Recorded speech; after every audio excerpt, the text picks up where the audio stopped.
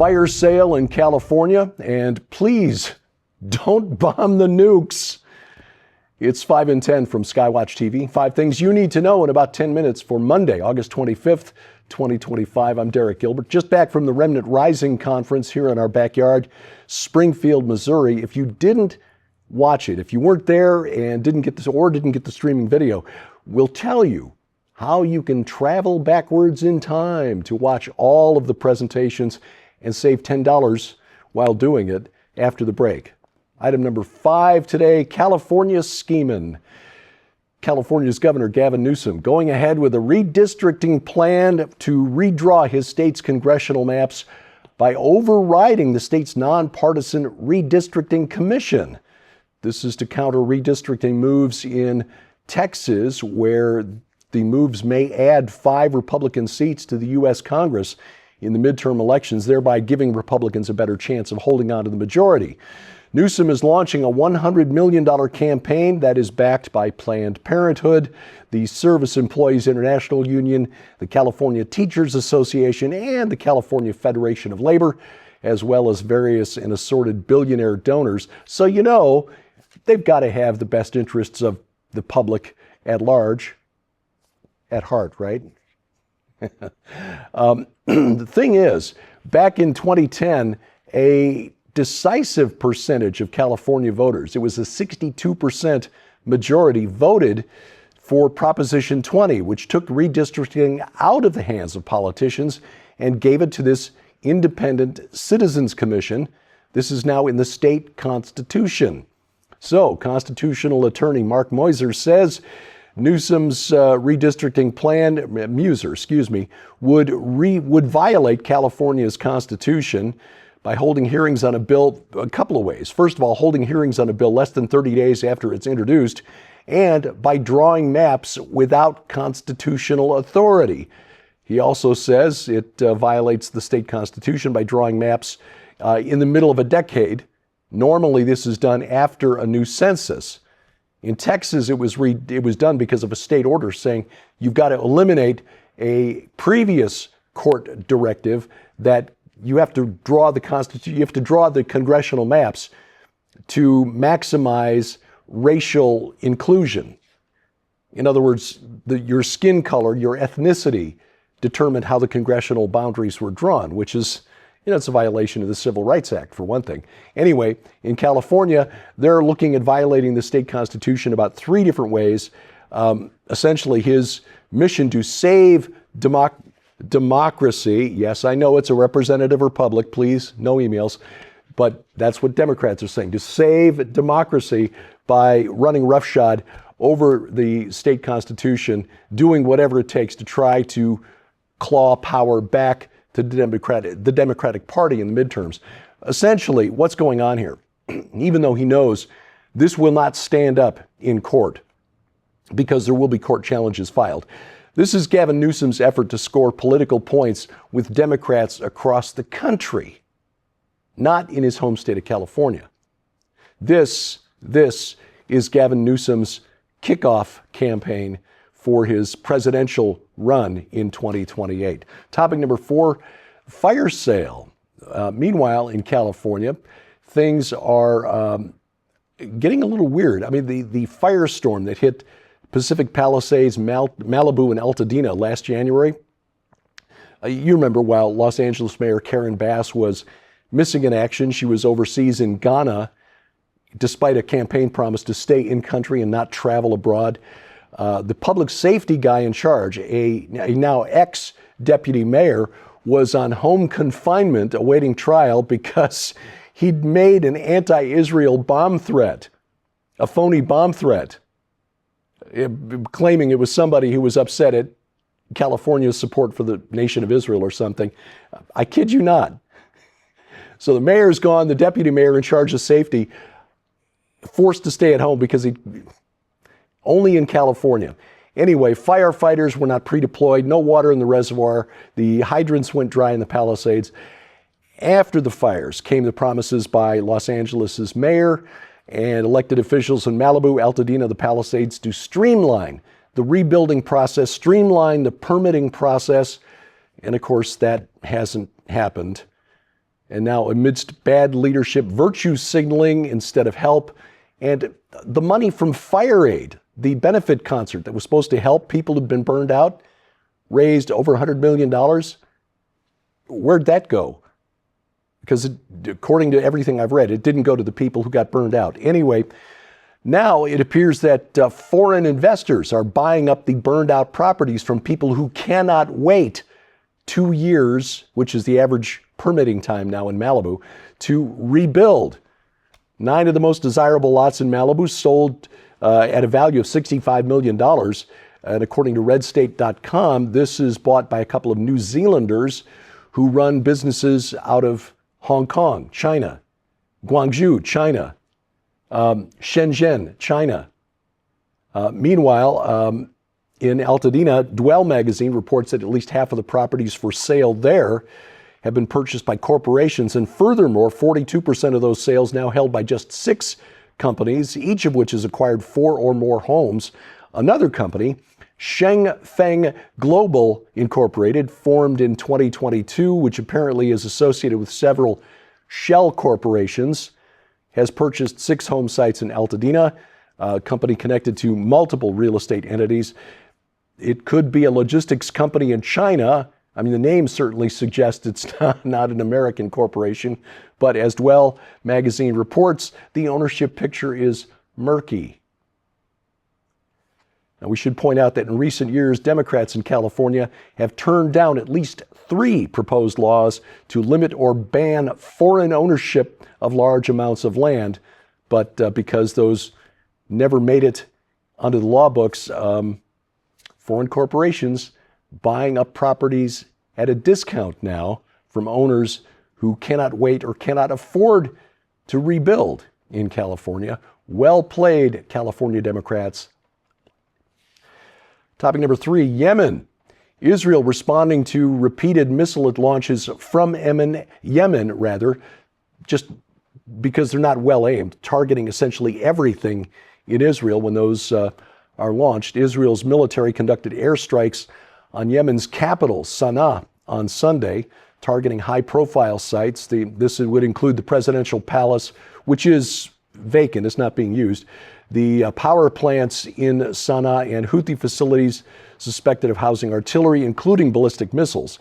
The operation, a direct response to these Houthi missile strikes at Israel, including projectile launches on Friday. This missile was reportedly shot down and contained cluster munitions. So instead of just one warhead on the missile, a variety of small bomblets. That's extremely dangerous, especially in civilian areas. The shift, by the way, to attacking Sana'a, as opposed to the infrastructure at the critical port of Hodeidah, is a ramping up. Israel just letting Yemen know, the Houthis know that, look, we're serious, knock it off. For their part, according to Al Jazeera, the Houthi government of Yemen says, we will continue lobbing missiles at Israel no matter the cost. Item number 2, Ukraine. Speaking of the cost, Russia has accused of Ukraine of launching a drone strike on the Kursk nuclear power plant. This sparked a fire, damaged an auxiliary transformer. Several other energy facilities also reportedly targeted during strikes over the weekend, likely involving hundreds of drones. Russia's military said it intercepted at least 100 of them at various locations across southern Russia. The Kursk power plant's news service reported the fire was quickly brought under control. No injuries. Radiation levels remained normal. The International Atomic Energy Agency is monitoring the plant. Ukraine clearly trying to increase its leverage before sitting down to seriously talk about peace with Russia. But as President Trump has said to President Zelensky, Russia holds all the cards, and it's likely that attacking nuclear facilities is not likely to gain Ukraine much support from other European nations who might be affected by the fallout should something disastrous happen at these nuclear plants. By the way, fresh reporting in the Wall Street Journal said that the Trump administration is not allowing Ukraine to use U.S. ATACMS mid-range missiles, ballistic missiles in these attacks, which is, based on what happened over the weekend, a wise decision. Coming up, the British have a cunning plan to solve climate change. I will share it with you next and tell you how to save $10 on the video on demand from the Remnant Rising Conference. Straight ahead on 5 and 10. Well, ladies and gentlemen, you can support the ministry of Skywatch TV in our continued efforts to share the gospel of Jesus Christ throughout the four corners of the world and receive your very own copy of this urgent new work when you order the Ancient Cities Ultra Collection. Not only does this incredible opportunity include Micah Van Huss's new book, Ancient Cities and the Gods Who Built Them, but it also includes 2 in-depth companion DVDs on ancient civilizations. First, Ancient Cities and the Gods Who Built Them, Atlantis and Eridu on DVD. Get ready for a mind-blowing exploration with Micah Van Huss as he dives into the mysteries of the Nephilim, the truth behind the Tower of Babel, the legend of Atlantis, and the Shining Ones. Micah uncovers how ancient civilizations connect to our Christian faith today, explores what Jesus meant when he warned that his return would be like the days of Noah, and unravels the mysteries of the ancient giants. But that's not all. This special offer also includes the brand new DVD, Ancient Cities and the Gods Who Built Them, Olympus and Rome.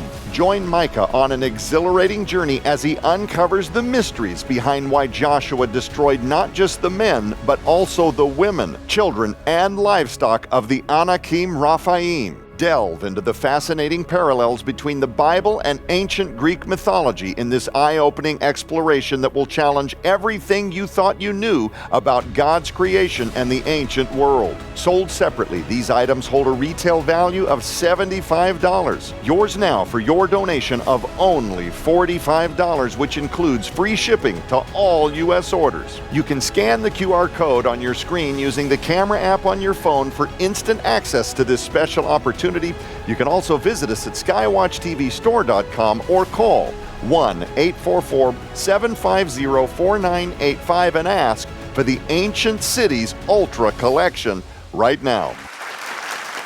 Item number 1 today. Sometimes you wonder if the British government is just trolling the rest of the world. Can they really be this, forgive my choice of words here, can they really be this dumb? England is having a drought this year, which is quite a shift from last year when they had a lot of flooding, especially last spring and winter and spring. So in an effort to fight the drought, the lack of water, the UK Environment Agency is telling Brits to do their part. Don't worry, keep calm, carry on, and delete your old emails. Seriously. This is from Helen Wakeham, the director of the Environmental Agency. Quote, "We are grateful to the public for following the restrictions we're in place to conserve water in these dry conditions. Simple, everyday choices, such as turning off a tap or deleting old emails, also really helps the collective effort to reduce demand and help preserve the health of our rivers and wildlife. The energy consumption of data centers is predicted to increase. And while the impact of deleting a single email is minimal, the agency says that a collective effort could alleviate the demand for water at these data centers," end quote. Data centers use water to cool the processors. But the irony, of course, is that old emails just sitting there on a server, they're inert. They don't consume any energy. When you get a whole bunch of people going in and starting to delete emails, the data centers then have to process those commands and actually expend energy and generate heat to delete the emails that were just sitting there. Seriously. Now, here's the other thing. Earlier this year, Prime Minister Keir Starmer's office announced in January that it's committed to turbocharging artificial intelligence. How do you generate the processing power needed for AI? More data centers.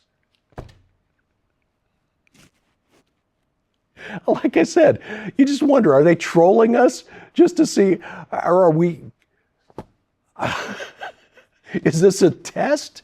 How dumb are you, the public?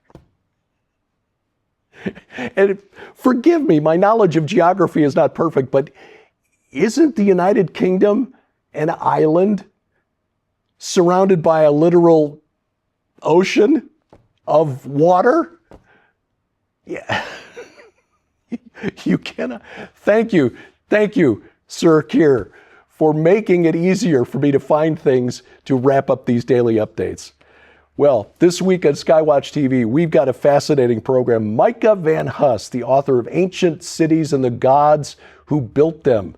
This is really interesting stuff. This is the kind of thing that Sharon and I just, eat up with a spoon.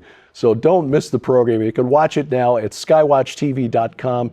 You can watch it over the air. Our broadcast schedule posted at skywatchtv.com/channels. You can also watch it on your schedule by adding the Skywatch TV channel to your smart TV, whether it's Roku, Fire TV, Apple TV, Google TV, Android TV. Go to their app store, add the Skywatch TV channel, and as they say in Britain, Bob's your uncle. You can also watch us on the internet, youtube.com/@Skywatch Television. Please subscribe, share, click the bell for notifications, hit the like button, or go to rumble.com/Skywatch TV, or download our free mobile app to your smartphone or tablet. That brings the content right to you, bypassing the gatekeepers of big tech, and puts the data on your mobile device, thereby helping the United Kingdom save water on their data centers. It's available for iOS, Android, and Amazon Kindle Fire devices, and we have links to their app stores at skywatchtv.com/app. Now, the Remnant Rising Conference just concluded yesterday evening, and it was amazing. I've got to say, I know I'm not necessarily objective because these are my friends, but Joe Horn, Donna Howell, Nita Horn, their presentations were absolutely stellar, especially when you see Nita Horn sharing her heart about the late Tom Horn, her husband. Sharon's presentation, very short, but very to the point, on how we are reliving the 1930s. And the Mondo de la Vega from the Jim Baker Show, that man can just flat preach. Those are just, Vicki Joy Anderson, I could go on and on. But if you weren't there, if you didn't get the streaming video package, now's a chance for you to do it and save $10. HearTheWatchmen.com. I really encourage you to do it because these messages were just fantastic. HearTheWatchmen.com. Use promo code OASIS, OASIS. OASIS, that's the name of the hotel where we were staying. That'll get you $10 off on the streaming video, and you will own them forever. No time limit on this, so you can watch them at your convenience from now until the data centers burn up the atmosphere. Anyway, Hear the Watchmen. I'll stop now. HearTheWatchmen.com, promo code OASIS to save $10. In October, Sharon and I, we are going back to Israel. This is our next travel for this year and the last travel we will have this year, and we encourage you to join us in the Holy Land. We will be there October 19th through 30th, taking you to ground zero sites in this long supernatural war.